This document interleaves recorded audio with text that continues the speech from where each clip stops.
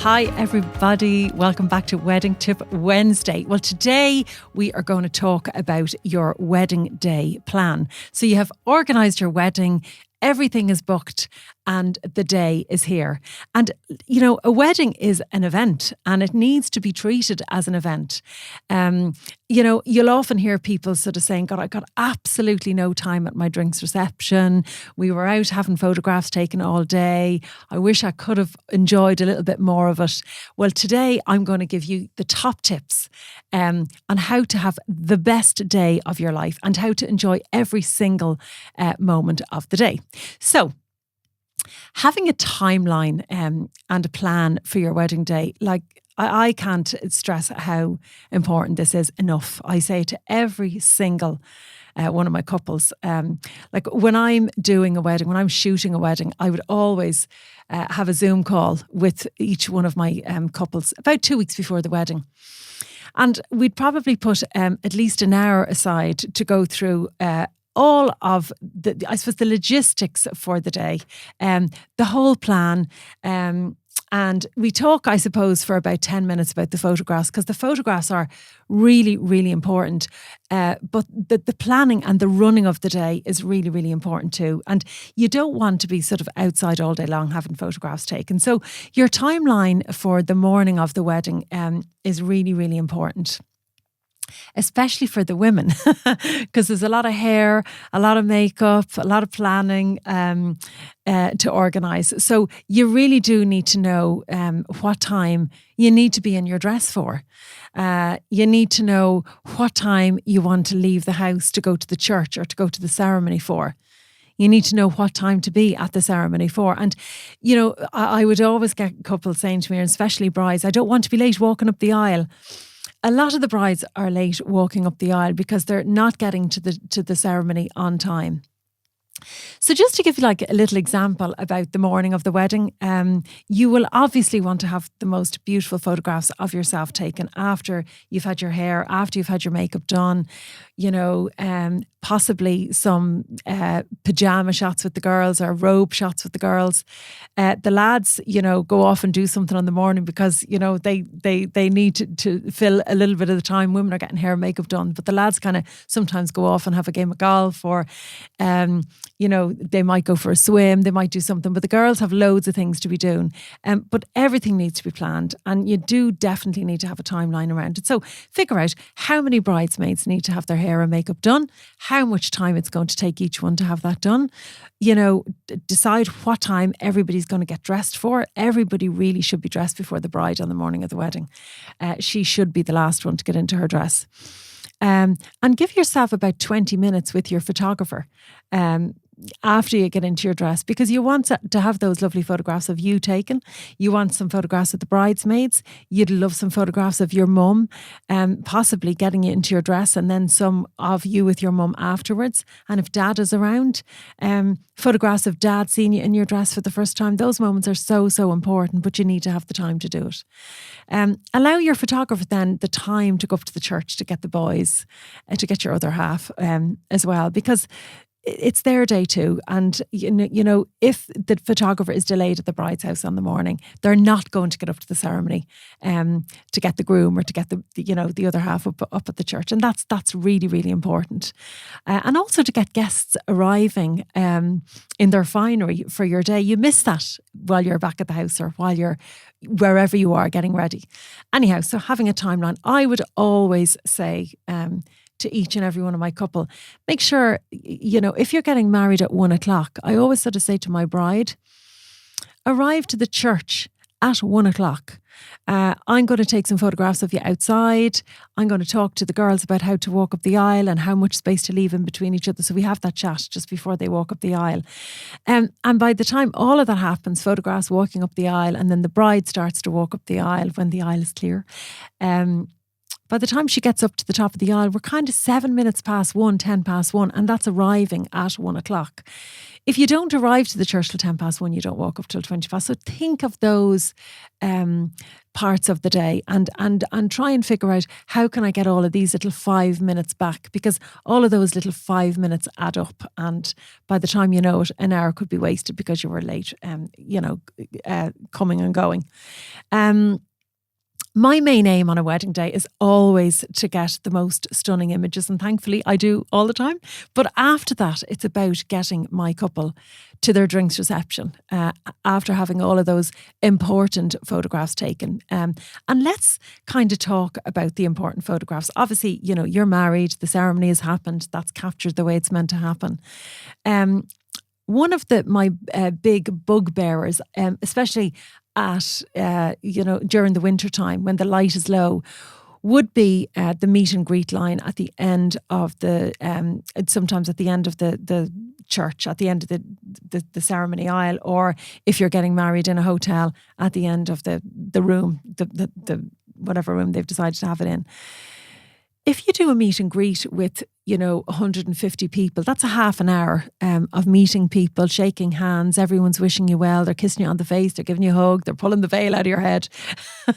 I always say, you really do need that half an hour in the light outside, getting your photographs done, and you're going to be meeting those people again at your drinks reception when you come back in from having all your photographs taken. So have a good think about the meet and greet line. I know you want to thank everyone and say hello to them, but you also want to make sure that you get enough time during the day with your guests at the drinks reception when you're nice and relaxed.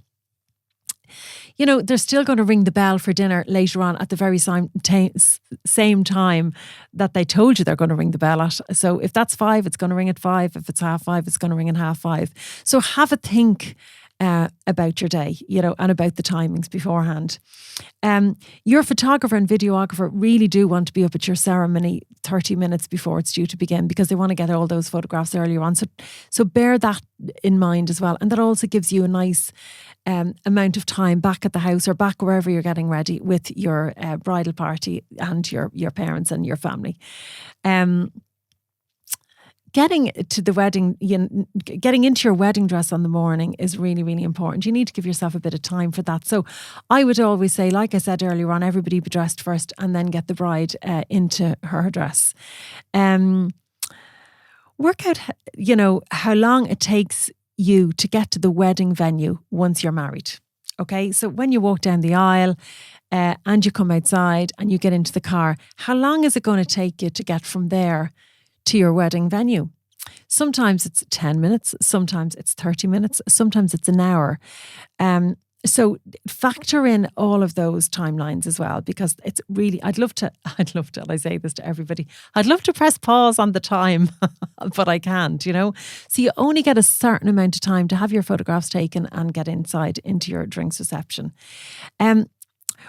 I always, give my couples a little bit of homework to take away with them, when we're finished on the call, when we're finishing up our call. And I always sort of say, okay, you now need to go to your family members and tell them this, that and the other. So when your family members and your bridal party get to the wedding venue, you need to tell them not to check in, not to take their luggage out of the car and check their bags in. Because if they do that, then you're losing time. Somebody's gone missing, somebody's gotten the key to go to their room to put their bags in, and they could do that later on when all the photographs are finished. So once you get to the wedding venue, try and make sure that your family members are gone before you at the church and your bridal party. And you can get your family photographs taken as soon as you arrive back to the venue, then your bridal party, and then your couple photographs of the two of you. So I would always sort of say, give yourself, an hour anyhow for your photographs. I would try and photograph my families within 15 minutes, both sides of the family, within 15 minutes. And then I move straight on to the bridal party, which are all the bridesmaids and the groomsmen. And I try and do all of those photographs within 15 minutes as well. I would always try and get, for the bridal party, I always try and get a couple of different, compositions. So while I might kind of, have the trees in the background in one photograph, I might have the wedding venue in the back of another. So I'll always sort of decide on what composition I'm going to do once I arrive at the venue. Most of the venues, thank God, around Ireland I've kind of worked in at this stage. I've been doing weddings a long time. So I know kind of what I'm doing before I even get there. I don't even look at the weather anymore, by the way. When I'm doing a wedding, I just don't even bother. Like, what's the point? I have umbrellas in the boot of my car, so I'm already prepared. But it is all about the light. So like I said earlier on, if you're getting married in the winter time, really consider getting married a little bit earlier and not doing your meet and greet, because you're going to give yourself more time. So start off with the family, move on to the bridal party, and then I do my couple shots. So when I do my couple shots, then I try and sort of make a plan. So I say, for example, I'm doing a wedding where they have beautiful grounds. I will decide, okay, well, I'm going to start there with my couple and I'm going to work back to the venue. So some of my last shots that I go to take of the two of them together or separately or whatever is going to be nearer the venue, so that I can just release them then into the drinks reception as we're finishing up. I just don't think a couple should be taken off. This is my opinion. Should be taken off for an hour and a half just to get couple photographs, because they're missing so much of their wedding day, unless they want to, by the way. I think you're going to get beautiful photographs of a couple within 30 to 40 minutes. Photographs of the two of them together and individually, and having a bit of fun along the way as well. And you've already achieved your family and your bridal party photos. I always sort of say to my couples as well, have a think about extra photos. This is another bugbearer if they're not needed. So, sometimes you'd get handed like an A4 list of extra photos that are wanted on the day. And I sometimes think, do couples put too much thinking? Are they thinking too much around, I need a photograph of, my school friends, and I want a photograph of the home friends and the college friends and the work friends and do you?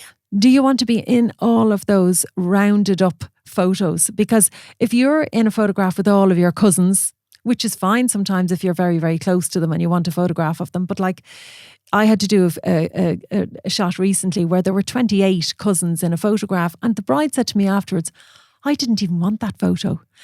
And we spent probably about 15, 20 minutes rounding it up. Now, I thought we had it rounded up and two people were missing, and it wouldn't have been the same photo if they weren't part of the photo. But afterwards, she said to me, I didn't even want it. So think about, do you really want to be in those professional photographs, or are they photographs that can be taken later on smartphones? Do you want them in your album? Do you want to have them professionally taken so you can hang them around your house? If so, then definitely get them. But have a serious think about it, because I do think an awful lot of couples do think about that afterwards and regret having so many photographs on their list. I would also say, if you are not having all of those extra photos that, some people do have taken, that just gives you extra time then at your drinks reception, where you're walking around with a drink in your hand and you're chatting to all of these people that you've invited to your event, your wedding day. And it's just nice to be able to go around and chat to them and just chill out and relax. And if you do that, you're also giving your photographer the chance to go around and document all of those lovely moments that are naturally unfolding. I sometimes think also, when I'm taking all of those groups of photographs, for me, that's not photography. That's kind of, I could hand my camera to somebody and let somebody else do it. I want to be zooming in and capturing what's really happening. And I want to give my couple an honest document of their day, so that when they look back on their wedding day afterwards, they can nearly relive the day from start to finish, instead of looking at themselves in every single photo with, different people. Even when my couples hire me, to stay and capture the speeches and the first dance, they're always great crack. I would still get the cake shot before all the guests are announced into the room for the meal. There's a couple of reasons why I do it. I just think it's a cleaner shot. It's a safer shot. You know, later on after the dessert and after there's been a few glasses of wine had, the bride may not be looking the same later on. The groom may have the jacket off and he might look a little bit more untidy. I don't know. But it's a nicer shot. You know, that cake shot is one of those shots that's an iconic shot. And I would get it every time, because in 100 years' time, that photograph will still be taken, that, you know, the couple at their wedding cake 100 years ago. If you look back on photographs from 100 years ago, they have a wedding cake, and it's just the one photo that's very, very important to capture on the day. So I like to get a nice safe shot, but I also love to show my couple their wedding room, you know, and it's all nicely laid out and candles lit and flowers up, and it's just beautiful to see it when there's nobody sitting in it. So I like to bring them down and show them that as well, and sort of get shots of their reaction when they come into the room. And I also like to also get a nice photograph of the room empty, so you can have a look back on it in years to come and go, that was our wedding room, look how amazing it is. And then what they do then, the hotel or the wedding venue will ring the bell, and they will bring all of your guests down to the room, and they will seat them for their meal. Now, that's also when, even though I might have photographed these people chatting away when they don't even know the camera's on them, love those ones. That's my opportunity now to go into the room and photograph every single person while they're sitting down at their table waiting for their meal to arrive. So I generally would photograph people in couples, and you know, you might get 3 aunties together and the uncles together, and I might, you know, do those as a group if I'm asked. But generally, it's kind of couple shots that I would get at that point. So every single photograph, every single person will be photographed at your wedding if I'm doing your wedding. And perhaps maybe, you know, chat to your photographer and see if that's something that they'd be up for doing as well. I'm not sure if any other photographer does that, but I do. Now, it's a lot more work, but it also, sometimes I'm asked to get a group shot earlier on, and I would always say to my couple, you know, that kind of takes about 20 minutes to organise. Generally, you're not going to get every single guest into it. And generally, you're not going to get everybody looking at the camera, and somebody's going to be hiding behind somebody. And there's also logistics around it where, you know, your photographer needs to be higher than everybody else. Is there a ladder? Is there something? I wouldn't ever get up and stand on a wall or a pillar or anything like that. No, I just wouldn't do it. It's just too dangerous. But when I know they definitely want to have a group photograph taken, I will bring a ladder along with me. I try to ask them not to do it, because I will photograph every single guest at the wedding. When you're sort of announced into the room then for the meal, you'll walk into the room, you might have your bouquet waving in the air. But those moments are lovely moments as well to have captured, and people will be standing kind of up, clapping you coming into the room. And they're really nice pictures to be had. But your wedding day is so important. It's, you know, one of the best days in your life. You put so much thinking behind it. There's so much planning that goes into it. And you're looking forward to it for so long that you don't want it to go by in the blink of an eye, because time, you know, ran away from you. You were 30 minutes late walking up the aisle. You had 40 other photographs taken that you didn't need to have taken. Family members weren't around when they were supposed to be around for wedding photographs, and somebody from the bridal party went for a sandwich in a local pub. You know, everybody needs to be organised, and everybody needs to know where to be and at what time.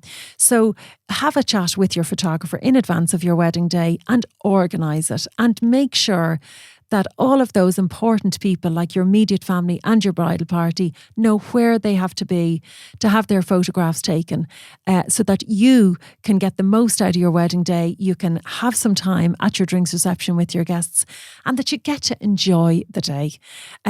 I get a lot of couples in with me in my studio, and they'll sort of bring their babies in or their family members in, and they may have tried to book me for their wedding and I wasn't available. And lots of people come in like on a daily basis, and they would say to me, oh, we weren't really happy with our photos, or we didn't get enough time at our wedding. And I had somebody actually yesterday only say to me, if I could change it all and do it all again, I would. And I asked her, what would you change? And she said, at that time of year, she got married in the winter. They'd no light, and the hotel was fine, but it was a little bit it was a little bit of a classic hotel, so it was a little bit old-fashioned inside, the decor. And you don't mind, said she didn't mind a bit of that, but she would have loved to have gotten outside. So she probably would have changed her venue. She would have changed the time of year. She would have definitely been on time for the church. And it was all of those things that I've just explained to you now. So have a plan. Have a timeline for the morning. Nobody needs to be going around like a sergeant major going, you're late, you're late, you're late. Just have an idea of what time you want everything to happen for.